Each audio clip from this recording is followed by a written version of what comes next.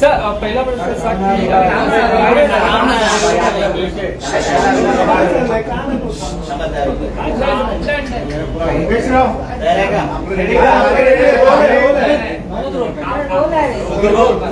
ज्या पद्धतीने मनसे प्रमुख राज ठाकरे यांनी सभेमध्ये सांगितलं की रसद जी आहे अयोध्येला ते जाणार होते, मात्र जे अडवणूक करण्यात आली जसं महाराष्ट्रातून पुरवण्यात आली. आता काही फोटो ट्विट केले जातात, त्यामध्ये ब्रिजभूषण सिंह यांचे फोटो शरद पवारांसोबत आढळतात. त्याच्यामध्ये काय म्हणाल, मनसेने फोटो ट्विट केले? मनसेने ट्वीट करून इशारा दिला असेल तर समजने वाले को इशारा काफी है. ही उत्तर प्रदेशच्या अयोध्या दौऱ्याच्या संदर्भात भारतीय जनता पार्टीनी, महाराष्ट्राच्या देवेंद्रजी असतील, आम्ही सर्वांनी अतिशय स्पष्ट भूमिका आणि आशय व्यक्त केला होता की प्रभू रामाच्या दर्शनाला अयोध्येला जाताना जात पात धर्म रंग वंश वय उंची वजन हे न पाहता प्रभू रामाचं दर्शन घेण्याचा अधिकार प्रत्येकाला आहे आणि ही आमची भावना होती. आज ज्या पद्धतीने मनसेच्या वतीने तो फोटो ट्विट केला गेला आहे याचा इशारा अतिशय स्पष्ट आहे. भाऊ, पण ज्या पद्धतीनं भाजपचे खासदार आहेत आणि भाजपचे खासदार मग शरद पवार यांच्या इशाऱ्यावरून काम करतात का, असा एक प्रश्न आता मग या निमित्ताने उपस्थित. शरद पवारांच्या इशाऱ्याने भाजपचे खासदार कधीच काम करणार नाही. पण आपल्याला माहिती आहे की जिथं कुठं अशा पद्धतीने असंतोष भडकवायचा असेल तेव्हा आपल्या राज्यातील एका नेत्यांचा पुढाकार नेहमीच असतो. मग कधी राज ठाकरे साहेबांना एखाद्या ठिकाणी माननीय मोदीजींच्या बद्दल असणारा आदरभाव कमी करण्याच्या बाबतीत असेल किंवा उद्धव ठाकरेजी यांनी भारतीय जनता पार्टीसोबत युती करून निवडणूक लढवल्यानंतर त्यांना राज्यामध्ये सत्तेसाठी बैमानी करण्यासाठी 16 ऑक्टोबर 2021ला पत्रकार परिषदेमध्ये माननीय पवार साहेबांनी अतिशय स्पष्टपणे सांगितलं की मी उद्धव ठाकरे साहेबांचा हात वरती केला, जबरदस्तीने हा मुख्यमंत्री केला. आणि आपल्यालाही माहिती आहे की ज्याला गाडी चालवता येत नाही त्याच्या हातात गाडीचं स्टेअरिंग दिलं तर अपघात निश्चित आहे. आणि ज्यांना मुख्यमंत्री व्हायचंच नव्हतं त्यांच्या हातात राज्याची सूत्र देणं हे राज्याच्या विकासासाठी घातक आहे. हे माहीत असताना पवार साहेबांनी जबरदस्तीने हात वरती केला आणि आज महाराष्ट्र हा समस्यांचा सामना करताय, समस्यांचा डोंगर उभा झाला आहे. मनसे नेते संदीप देशपांडे यावरून असं म्हणतात की संबंध कितने गहरे आहे. नाही, ठीक आहे, त्यांनी ट्विट करून एक इशारा दिलाय. भाजपची आज बैठक होते, काय अजेंडा असेल प्रदेश कार्यकारिणीसाठी? आज महाराष्ट्र भारतीय जनता पार्टीच्या कार्यसमितीची आभासी पद्धतीने बैठक आहे. 2 महत्वाच्या विषयावर या बैठकीमध्ये मंथन चिंतन होणार आहे. 30 मेला बीमारी में क्या होता है, माननीय विश्वगौरव गरीबों के मसीहा एक मानसिक विकार श्री है जो नरेंद्र मोदीजींच्या कार्यकालाला 8 वर्ष पूर्ण होत आहे. पहिली शपथ देशाच्या जनतेच्या मतरूपी आशीर्वादाने पंतप्रधान म्हणून या अगोदर 26 मे 2014ला पहिल्यांदा शपथ घेतली. दुसरी शपथ ही 30 मे 2019ला घेतली. या प्रदेश कार्यसमितीच्या बैठकीत ज्या 23 कोटी मतदारांनी भारतीय जनता पार्टीवर विश्वास व्यक्त केला, 20 राज्यामधून काँग्रेसचा सफाया केला, 17 राज्यामध्ये 50% जास्त मतं दिली, दुसऱ्यांदा पुन्हा आपला आशीर्वाद देत भरभक्कम पाठिंबा दिला. 8 वर्षामध्ये जनहिताची, लोकहिताची, देशाच्या सेवेची, या देशाचा गौरव वाढवण्यासाठी, या जगामध्ये हा देश कप्तान व्हावा यासाठी केलेले निर्णय, कार्यक्रम हे गावापर्यंत पोहोचवण्याच्या दृष्टीने या बैठकीत नियोजन होणार आहे. यासोबतच निवडणुकीच्या तयारीच्या दृष्टीने येणाऱ्या कालावधीमध्ये ज्या कार्यक्रमाचं नियोजन करायचं आहे त्या संदर्भामध्ये सुद्धा या आभासी कार्यसमितीच्या बैठकीमध्ये चर्चा करण्याचं नियोजित आहे. भाऊ, आणखी एक मुद्दा, राज्यसभेच्या 6व्या जागेसाठी शिवसेना आता त्यांचा उमेदवार देते, संभाजीराजेंना उमेदवारी मिळणार नाही असं आता जवळपास निश्चित असेल. या सगळ्या प्रकरणात भाजपची नेमकी काय भूमिका असेल? नाही, शिवसेना काय करेल याबद्दल भाजपच्या भूमिकेचा दुरान्वय संबंध नाही. आमचा शिवसेनेशी तेव्हाच संबंध येतो जेव्हा शिवसेना जनहित विरोधी निर्णय करते, महाराष्ट्राच्या विकासाच्या ऐवजी, प्रगतीच्या ऐवजी अधोगतीचा मार्ग पत्करते, तेव्हा शिवसेनेच्या संदर्भात आमची भूमिका असेल. शिवसेनेने कुणाला तिकीट द्यावी, त्यांनी चुकीच्या माणसाला तिकीट देऊन शिवसेना संपवण्यासाठी ते स्वतःच पुढाकार जर घेत असतील तर आम्ही तर स्वागत करू. आम्हाला त्यांच्याबद्दल सांगण्याचा काही कारण नाही. भारतीय जनता पार्टीने आपण किती उमेदवार उभे करावे, कोणाला तिकीट द्यावी या संदर्भात साधारणतः आज आम्ही चर्चा करण्याचा विचार करतोय. आज उद्या यावर चर्चा होऊन जाईल.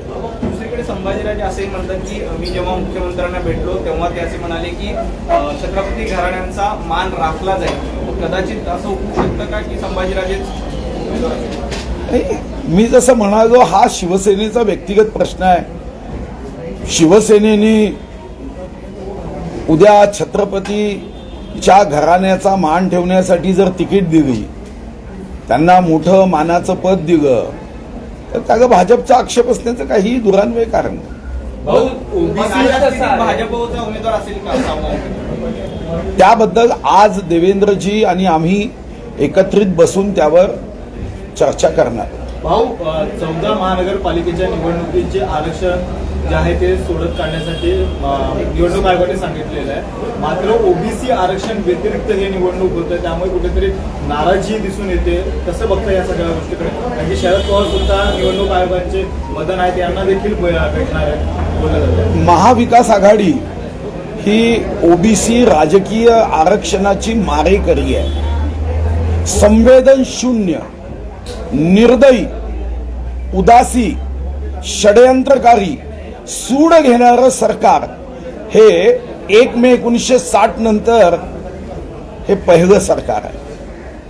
आम्ही एकदा नव्हे अनेकदा सांगत होतो की सुप्रीम कोर्टामध्ये तुम्ही तारखेवर तारीख घेतात. एखाद्या मंत्र्याला अटक झाली, जेवढे गंभीर होता तेवढे ओबीसी बांधवांच्या राजकीय आरक्षणाच्या संदर्भात काय होतं की तुम्ही केंद्राकडे बोट दाखवता. याची जाणीव किंवा माहिती सरकारला होती की माननीय सन्माननीय देवेंद्र फडणवीसजी मुख्यमंत्री असताना विश्वगौरव नरेंद्र मोदींजींना पत्र पाठवून त्यांनी डेटा मागितला. उत्तर आलं की यामध्ये असंख्य चुका आहेत. माजी पंतप्रधान मनमोहन सिंगांनी 2011ची जनगणना करताना जशा काही चुका काँग्रेसनी या देशामध्ये करून ठेवल्या तशीच एक चूक मनमोहन सिंगजी पंतप्रधान असताना केली. जनगणना ज्या पद्धतीने शास्त्रीय दृष्टिकोनातून करायची होती ती केलीच नाही आणि त्या डेटामध्ये, त्या सांख्यिकीय माहितीमध्ये असंख्य चुका होता. 2 वर्ष तारखेवर तारीख, 8 तारखा, वकिलांना पैसे द्यायचे नाही, काही झालं की केंद्राकडे बोट दाखवायचं आणि यातून महाराष्ट्रावर ही परिस्थिती आज ओढवली आहे. अतिशय दुर्दैवी बाब आहे, दुःखद बाब आहे की सरकारने आपली जबाबदारी, आपली दायित्व हे न स्वीकारता कोर्टामध्ये योग्य पद्धतीने या आरक्षणाच्या केसची लढाई न करता, तुम्ही जर ॲफिडेव्हिट वाचलेत या राज्य सरकारने सुप्रीम कोर्टात दिलेले तर लक्षात येईल की सरकार नाकर्त तर आहेच, नादान आहे. यांच्या कारणाने आज ओबीसी बांधवांचं राजकीय आरक्षण संपलं आहे. आमची आजही मागणी आहे की सरकारने गंभीर व्हावं. या मध्य प्रदेशच्या धर्तीवर जसं तुम्ही गरिबी हटवण्यासाठी इतर मुख्यमंत्र्यांशी संपर्क करत नाही, आतंकवाद संपवण्यासाठी करत नाही, बेरोजगारी संपवण्यासाठी इतर मुख्यमंत्र्यांशी संपर्क करत नाही, पण मोदींना हटवण्यासाठी मात्र तेलंगणाच्या सीएम सोबत चहा पिता, नाश्ता करता, तामिळनाडूच्या सीएम सोबत संवाद करता, पश्चिम बंगालच्या सीएमचं कौतुक करता, आता एकदा तर ओबीसी बांधवांच्या राजकीय आरक्षण टिकवण्यासाठी एक मंत्रिमंडळाची उपसमिती मध्य प्रदेशच्या मुख्यमंत्र्यांकडे पाठवा. अकड करू नका. त्या पुष्पाचा डायलॉग मारून झुकेगा नाही, झुकेगा वही जिसमें जान है, अकड़ तो मुर्दे की खास पहचान है. तुम्ही जा, शिष्टमंडळ न्या, मध्य प्रदेशनी राजकीय आरक्षण कसं टिकवलं याचं मार्गदर्शन घ्या. शिकायला काही मोठेपणाचा आव आणण्याची गरज नाही. तिथून शिकून या आणि राजकीय आरक्षण टिकवण्यासाठी इथं निर्णय करा. या निवडणुका ओबीसी बांधवांच्या राजकीय आरक्षणाशिवाय घेणं हेच अतिशय गैरबाब आहे. सर हिंदी में चलना चाहेंगे, मराठी झालं? तर पेट्रोल जाऊन होतो तू काही हा पेट्रोल डिझेलचे भाव दर ज्या पद्धतीने केंद्राने कमी केले मात्र राज्याने कमी केले. राज्य सरकारनी 1 रुपया 1 पैसा कमी केला नाही. केंद्राने जो कर कमी केला, आपल्या राज्यामध्ये 26%, काही जिल्ह्यांमध्ये पेट्रोलवर वॅट आहे, काही जिल्ह्यांमध्ये 25% वॅट आहे, डिझेलवर 24% आणि 21% वॅट आहे. केंद्र सरकारचे जेव्हा दर कमी होतात तेव्हा आपल्या महसुलामध्ये आपल्याला काही घट सोसावी लागतेच. आणि म्हणूनच तुम्ही बघितलं असेल, जर तुम्ही ट्विट बघितलं सरकारचं, माहिती जनसंपर्क कार्यालयाचं, 2 रुपये 8 पैसे असं कधी कमी होते का? मी सुद्धा अर्थमंत्री म्हणून देवेंद्रजीच्या सूचनेनुसार पेट्रोल डिझेलचे भाव कमी केले. असे काय 2 रुपये 8 पैसे, 1 रुपया 44 पैसे कमी होते का? 2 रुपये कमी होईल, 2.5 रुपये कमी होईल, 3 रुपये कमी होईल. हा कोणता 2 रुपये 8 पैसे आणि 1 रुपये 44 पैशाचा आकडा काढायचा? याचं कारण असं आहे, हा राऊंड फिगर मध्ये आकडा एकाच कारणाने नाही, यांनी 1 पैसा कमी केला नाही. मी अधिकाऱ्यांना विचारलं काही नसती तयार आहे का? एकही नसती तयार नाही. पण कोणाच्या तरी सुपीक डोक्यातून ही नापीक कल्पना निघाली जनतेला फसवण्याची, आणि जो केंद्राने 9 रुपये 50 पैसे कमी केल्यावर आपला आपोआपच वॅट, कोणताही निर्णय करण्याची आवश्यकता नाही, कमी होतो, तो ट्विटर हँडलवरून जनतेमध्ये ट्विट केला. लोकांनाही आश्चर्य वाटलं की 2 रुपये 8 पैसे आणि 1 रुपया 44 पैसे कसे कमी केले. 8 पैसे हे आता कमी करून आता राऊंड फिगर मध्ये कमी न करता, आणि जेव्हा मग या बाबतीमध्ये आम्ही माहिती घेतली तेव्हा लक्षात आलं की ही बेईमानी आहे, जनतेला फसवण्याचं षडयंत्र आहे. पेट्रोल डिझेलमध्ये 1 पैसा कमी केला नाही. जो इफेक्ट 9 रुपये 50 पैसे कमी झाल्यावर आपोआपच येतो, तो इफेक्ट म्हणजे आम्ही जनतेला सूट दिली असा भास आणला. मारायची चिमणी आणि वाघ मारायचा आव आणणारा जसा शिकारी आहे तसं हे बेईमान सरकार आहे. सर हिंदी में जानना चाहेंगे कि जिस तरह एमएलए ने जो है वो फोटो ट्वीट किया है, उन्होंने कहा कि गोंडा के सांसद ब्रजमोहन सिंह और शरद पवार के कुछ गहरे संबंध है, जिस वजह से राज ठाकरे को अयोध्या जाने के लिए उन्होंने रोका है. क्या कहेंगे इसका? हमें क्या कहना है, वो तो मनसे ने कह दिया.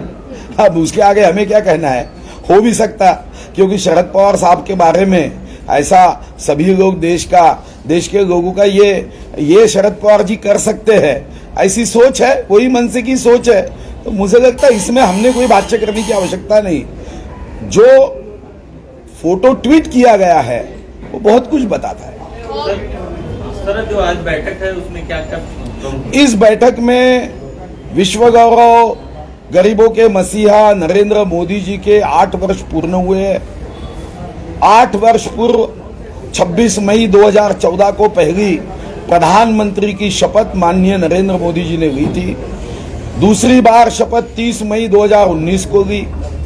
इस देश के 23 करोड़ जनता ने अपना मतरूपी आशीर्वाद देकर माननीय विश्व गौरव नरेंद्र मोदी जी पे विश्वास व्यक्त किया.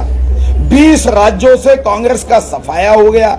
17 राज्यों में 50% से ज्यादा वोट जनता ने माननीय विश्व गौरव नरेंद्र मोदी जी को दिए हैं.